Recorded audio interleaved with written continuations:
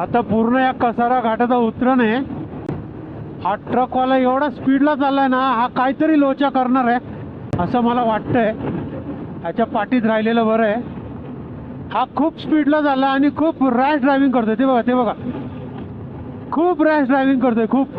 मगाशी तर पूर्ण बाहेर गेला होता. त्याला कुठली एवढी घाई आली ती समजत नाही आहे. आणि मेन म्हणजे काय थिंकिंगनी गाडी हा एवढी पळवतोय ते पण काही समजत नाही आहे. बघा ना, मी 60-90ला आहे, सॉरी 60-70ला आहे. ब्रेक मारतोय तो नो डाऊट, पण खूप रिस्कीवाली गाडी चालवतोय.